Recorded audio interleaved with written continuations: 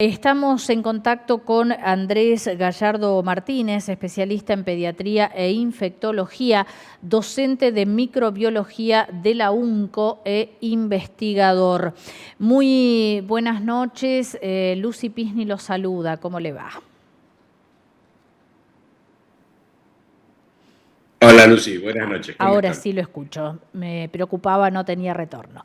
Muy bien, bueno, este es un tema recurrente, hablamos muchísimo de la segunda ola, de este número que nos preocupa realmente de casos que viene increyendo. Se habla mucho de 4 cepas que han ingresado al país, algunas ya se han detectado aquí en la provincia del Neuquén. Bueno, cuéntenos un poquito más. ¿Qué es esta segunda ola? ¿Cómo impactan estas nuevas cepas? ¿Qué tenemos que hacer, más allá de lo que sabemos, a diario para cuidarnos? ¿Dónde tenemos que poner el acento? ¿Qué debemos profundizar para evitar nuevos contagios? Bueno, son varias preguntas. La segunda ola tiene mucho que ver con la realidad de una relajación en cuanto a los cuidados que ocurren en la población, que tiene que ver con un montón de factores, el cansancio, el tiempo, la necesidad de volver a trabajar, la necesidad que tiene la gente de volver a estar en contacto con gente querida con la cual hace mucho tiempo que está separada y hace mucho tiempo que no ve. Todo eso lleva a una relajación de los cuidados que tenemos que tener y la aparición de la segunda ola. Esto ocurrió a nivel mundial, no es algo original, no es algo que suceda solamente en Argentina, sino que pasó en todo el mundo y no tiene que ver, la segunda ola actual en Argentina no tiene que ver con nuevas cepas o nuevas variantes del coronavirus, que sí, es cierto que están circulando, pero la mayor cantidad de casos que están ocurriendo no están relacionadas a las cepas nuevas Bien. o a las variantes nuevas, que son la brasilera o la de Manaus, la de Inglaterra o Gran Bretaña, la sudafricana, que esa prácticamente hay muy pocos casos acá en Argentina, y, bueno, y la estadounidense.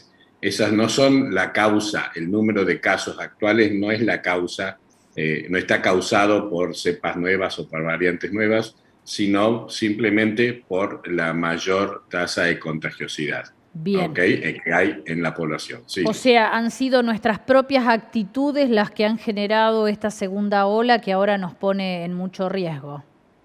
Son nuestras propias conductas, exactamente. No, no le echemos la culpa al virus, sino es a las propias conductas. ¿Y qué es lo que hay que hacer para frenar esto?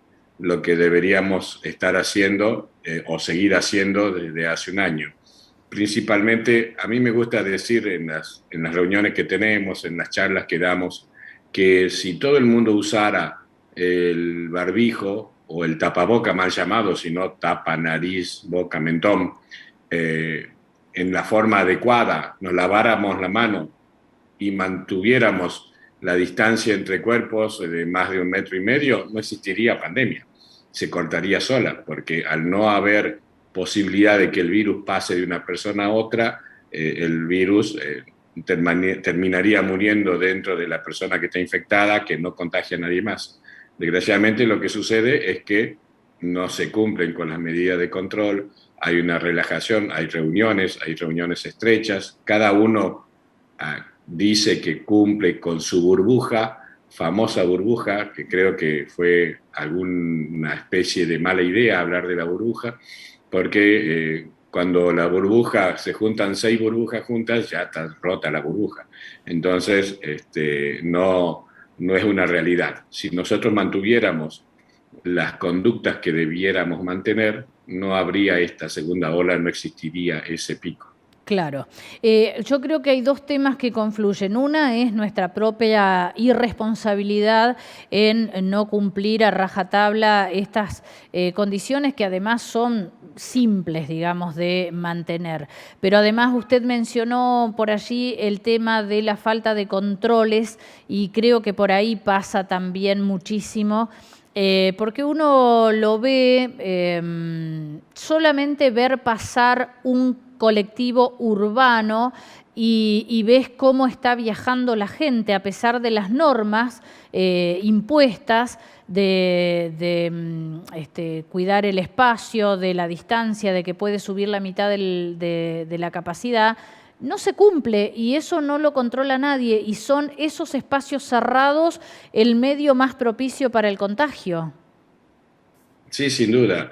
Pero esto de los controles es un arma de doble filo, porque en realidad todos sabemos, yo creo que no hay persona en Argentina que no haya escuchado alguna vez la indicación de cuáles son los cuidados que tenemos que tener. Si además de eso yo tengo que estar poniendo una persona que controle a cada persona que cumpla con lo que se debe, ni hablar del colectivo. Bueno, el colectivo es una necesidad que tiene mucha gente para poder trasladarse, para trabajar, para poder ir a sus estudios, etcétera. Que ni hablemos de lo que son las fiestas, de lo que son las reuniones. Yo no logro entender, o sea, puedo llegar a aceptar que alguien se quiera reunir con 3 o 4 amigos que hace mucho que no ve, pero ¿cuál es el sentido de asistir a una fiesta de 200 personas o de 500 personas?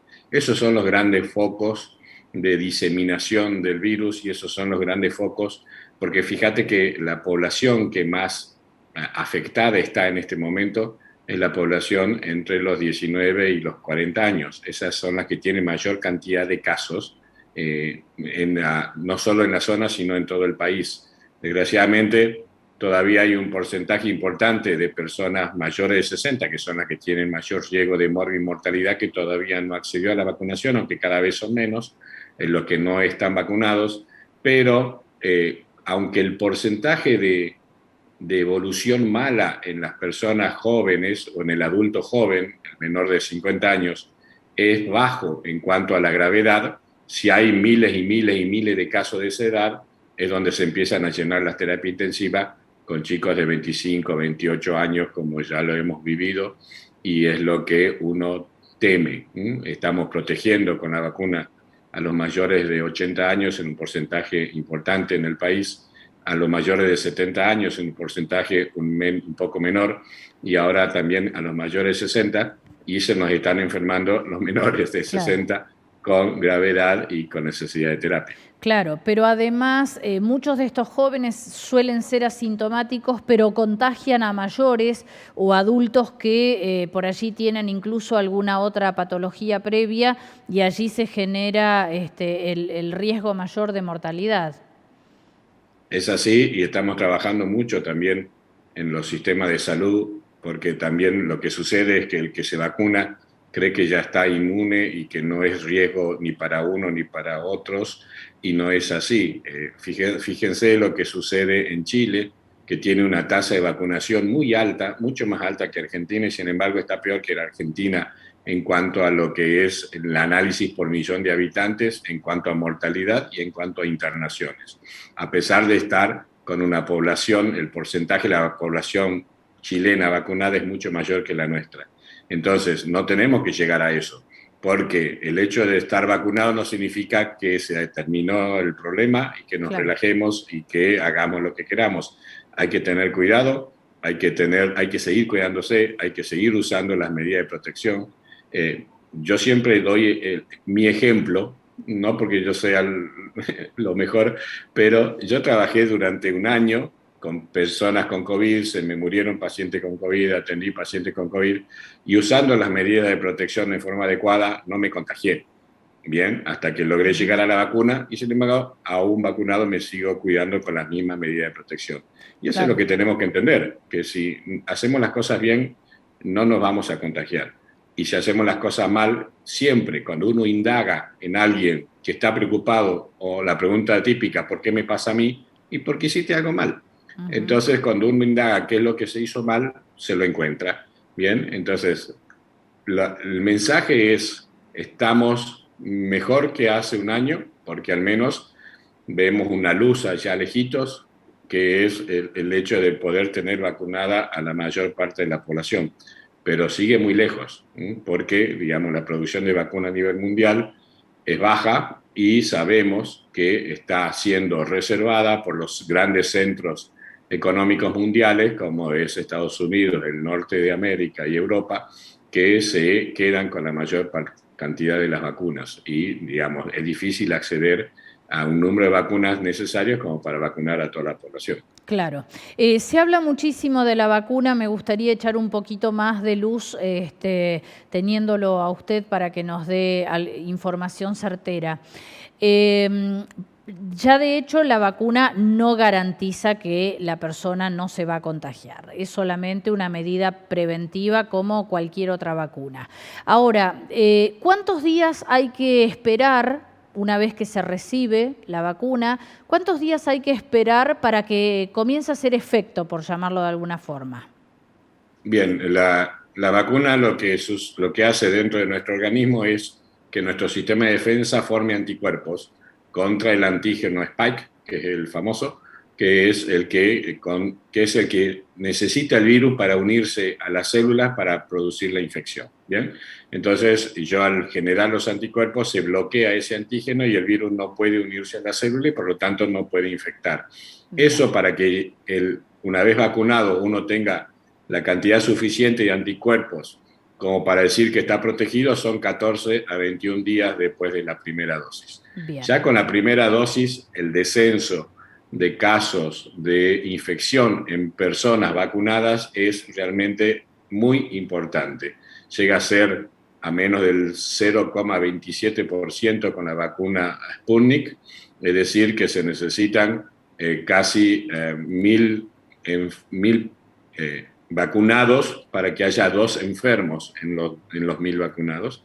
Y con la vacuna Sinopharm es del 0,5%, es decir, se necesitan 200 personas vacunadas para decir que se enferma una. Así que con una primera dosis de vacuna ya lo que se logra en lo que es protección es muy importante. Bien, entonces no es cerrada esta decisión de no colocar la segunda dosis a quien ya recibió la primera para permitirle a otra persona que no había sido inoculada recibir esta vacuna y estirar un poquito más, digamos, el tiempo hasta poder recibir la segunda dosis. Sí, sin duda es una decisión social muy buena, porque si yo logro disminuir en forma tan notable la cantidad de gente enferma y aún más la cantidad de gente enferma grave que necesita internación, es la forma en la que voy a poder liberar de alguna forma el sistema de salud para asistir a las personas que lo necesiten. Entonces, duplicando la población cubierta con 2 dosis, mejora mucho la posibilidad de acción del sistema de salud y de esa forma eso es mejor para la sociedad globalmente. Si vos me preguntás individualmente qué me conviene, tener las 2 dosis. Claro. Pero estas, digamos, son decisiones que se tienen que pensar por el bien común o el bien más amplio y no por el bien individual de cada uno. Exacto, en medio de una emergencia y de falta de vacunas a nivel global, esta es una decisión acertada. Bueno, nos quedamos entonces con la expectativa de seguir recibiendo vacunas como una de las alternativas para cortar estos contagios y la otra que no debemos olvidar y que es muy sencilla de cumplir: tapabocas, lavado de manos, distanciamiento, algo que podemos hacer todo el tiempo, además sin costo, ¿no? Prácticamente. Así es, a nosotros siempre nos gusta terminar nuestras conversaciones de esta forma, ¿ok? Usando esto, Bien. lavándonos las manos y manteniendo una distancia adecuada, podemos cortar esto entre todos. Me protejo yo, te protejo a vos, nos protegemos entre todos. Apostemos a que lleguemos todos a 2021 o 2022 y podamos seguir juntos y reunirnos ahí más tranquilos con el fin de esto, pero es nada más que con esto. Si usáramos esto adecuadamente, esto se terminaría. Tan sencillo y tan complicado a la vez. Le agradecemos muchísimo toda la información y esta charla con nosotros esta noche. Chao, Lucy, hasta luego. Gracias, hasta luego.